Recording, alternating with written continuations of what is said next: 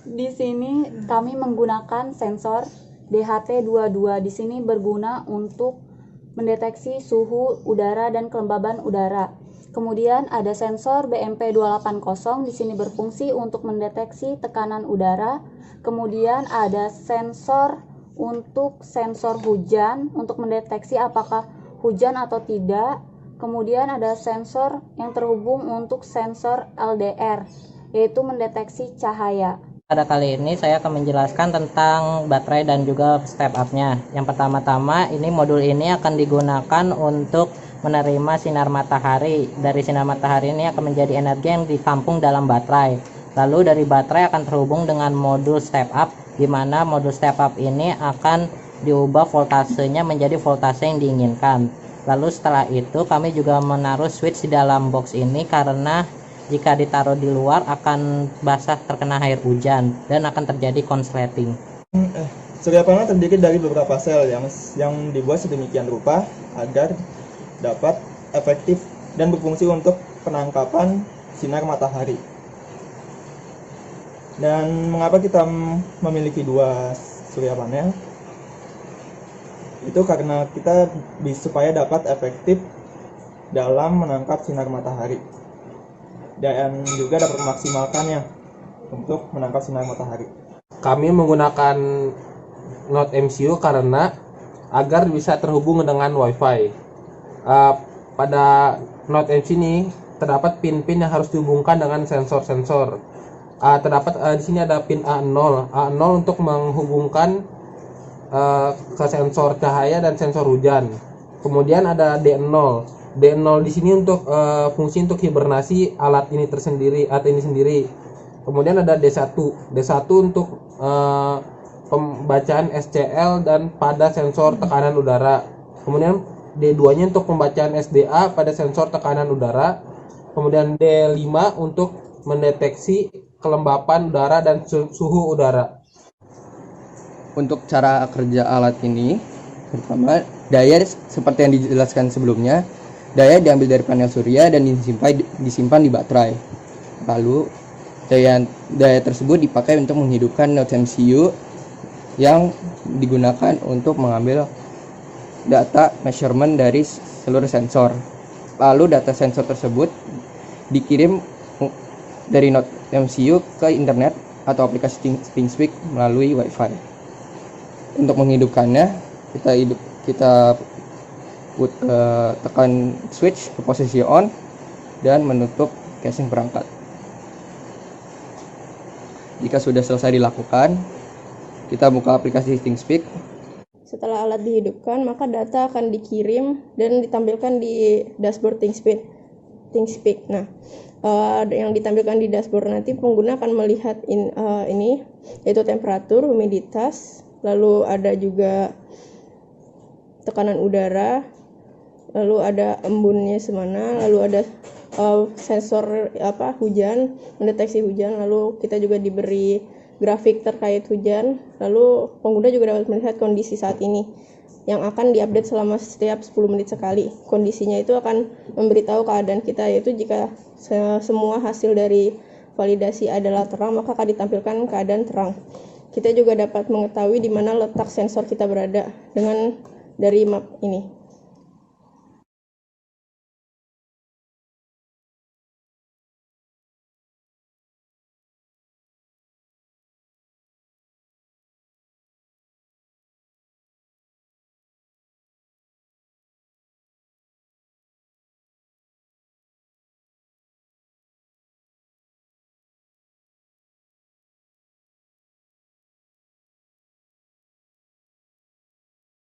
Assalamualaikum warahmatullahi wabarakatuh.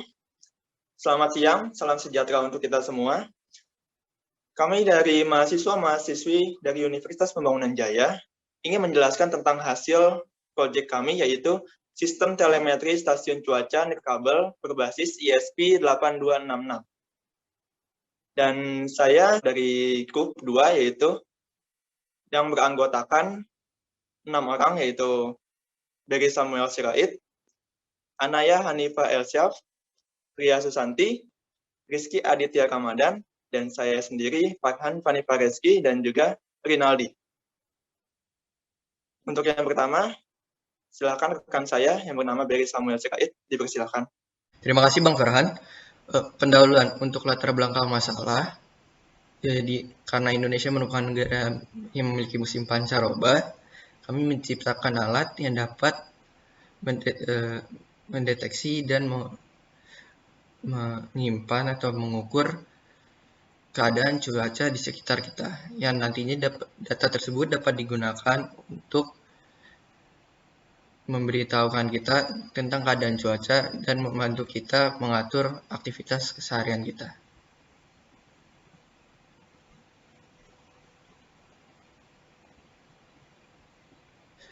Rumusan masalah. Rumusan masalah adalah bagaimana cara membuat sistem telemetri cuaca yang sederhana dan praktis.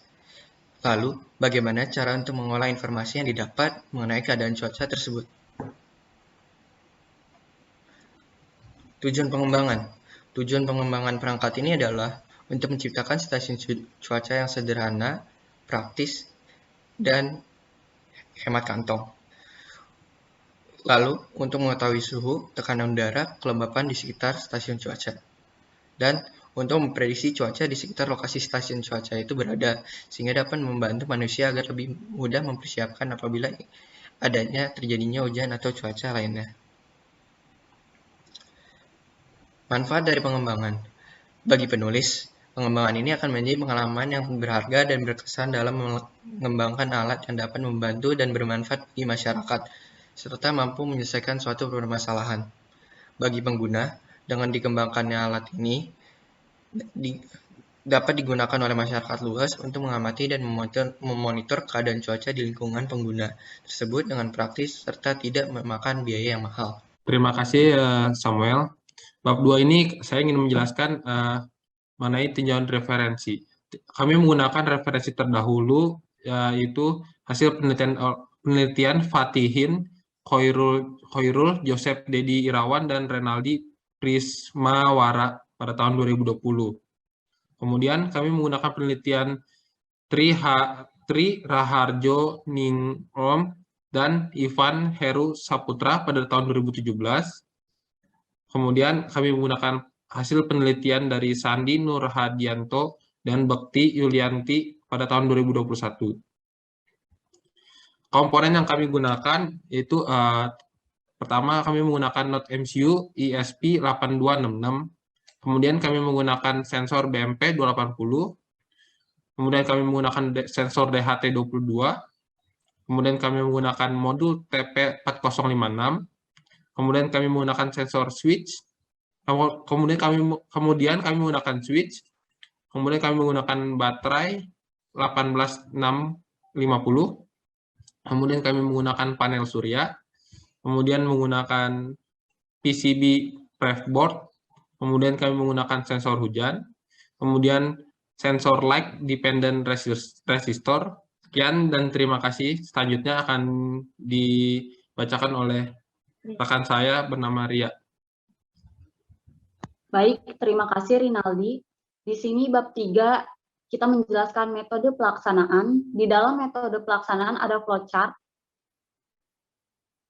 Next. Dalam flowchart ini menjelaskan langkah-langkah kita melakukan pelaksanaan untuk merancang sistem. Kemudian ada penentuan ide. Dan selanjutnya ada analisa komponen dan perangkat. Jadi komponen dan perangkat apa saja yang kita butuhkan.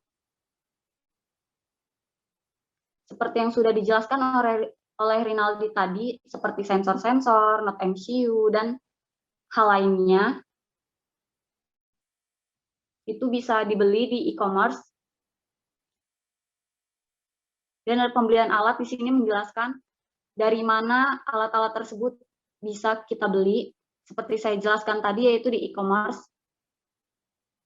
Oke, baik. Selanjutnya Saya akan menjelaskan bab 4. Jadi pada bab 4 sendiri di sini akan membahas terkait perancangan serta pembahasan yang kita lakukan. Nah, di sini kita akan melakukan analisa perancangan prototipe alat. Kita akan menganalisa tahapan-tahapan apa saja yang perlu kita lakukan untuk melakukan perancangan ini.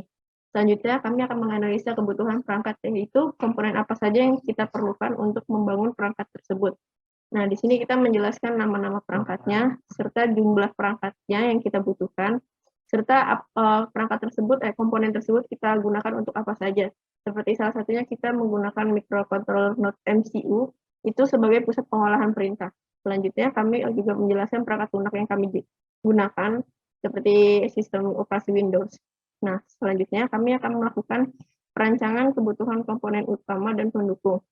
Jadi, komponen utama dan pendukung ini akan kami paparkan juga, seperti perangkat utama yang kita gunakan, yaitu Node MCU, power supply, DMP, DHT, range sensor, dan juga LDR. Serta perangkat pendukung dalam pembuatan sistem ini yaitu breadboard, kabel data, serta electronic box. Nah, perancangan sistem sendiri akan melalui proses, dan itu prosesnya akan kita tampilkan dulu di diagram blok sebagai acuan. Diagram bloknya seperti yang tertera di layar. Jadi setelah kita membuat diagram blok seperti ini, kita akan melanjutkan ke rancangan pin-nya, yaitu pin-pin apa saja yang akan kita gunakan nantinya dalam perancangan. Selanjutnya, setelah kita telah membuat rancangan tersebut, kita akan membuat skema dari elektroniknya. Nah, skemanya ditampilkan seperti yang ada di layar. Nah, setelah kita telah membuat skemanya, kita akan merancang fisik dari alat tersebut. Dan dengan semua rancangan itu harus memenuhi kebutuhan yang kita inginkan. Seperti di bawah ini, kebutuhan-kebutuhannya. Selanjutnya, berikut dokumentasi yang kami tampilkan saat kami sedang melakukan perancangan.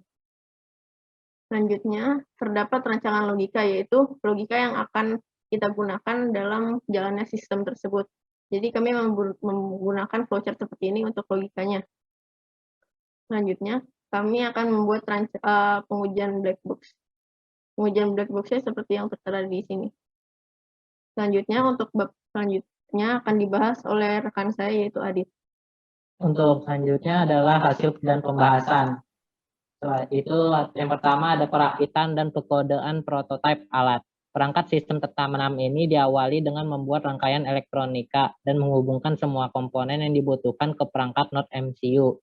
Setelah step skema rangkaian telah dibuat, maka akan mulai perakitan sistem dengan menghubungkan komponen-komponen untuk membuat power supply, lalu menghubungkan sensor ke Node MCU dan menghubungkan semuanya termasuk alat pendukung. Setelah perakitan sistem selesai, maka selanjutnya melakukan tahap pengkodaan dan serta menerapkan logika program.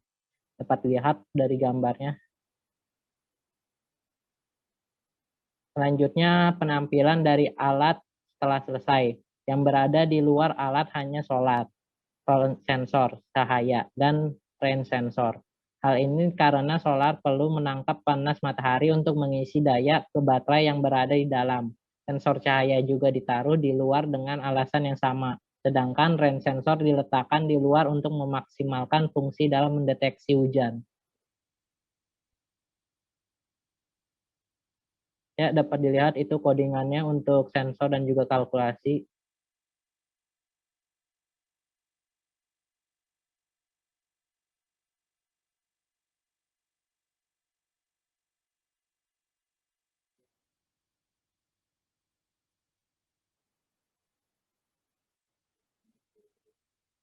Selanjutnya hasil pengujian prototipe. Selanjutnya akan dilanjutkan oleh teman saya yang bernama Farhan. Silahkan Farhan. Terima kasih Adit. Saya akan menjelaskan untuk bab 5, yaitu kesimpulan dan saran.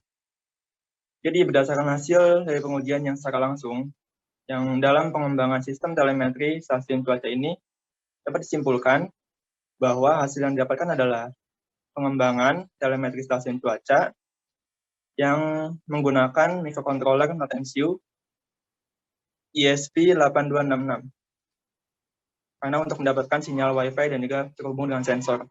Dan yang kedua adalah komponen-komponen yang digunakan itu harganya murah dan mudah didapatkan di e-commerce. Dan baterai yang digunakan adalah sebagai sumber daya tambahan. Dan pengembangan sistem telemetri stasiun cuaca membutuhkan beberapa sensor, yaitu BMP dan juga DHT. Dan untuk menjalankan sistem untuk menentukan parameternya. Dan hasil yang direkam oleh seluruh sensor akan ditampilkan di ThinkSpeak. Dan hasil yang ditampilkan pada ThinkSpeak akan diupdate setiap 10 menit sekali. Dan untuk saran untuk pengembangan sistem telemetri stasiun cuaca yang lebih baik di kemudian hari, yaitu jeda pemrosesan pengiriman data ke ThinkSpeak dipercepat agar lebih real time. Segitu dulu dari kelompok kami, kurang lebihnya mohon maaf. Wassalamualaikum warahmatullahi wabarakatuh.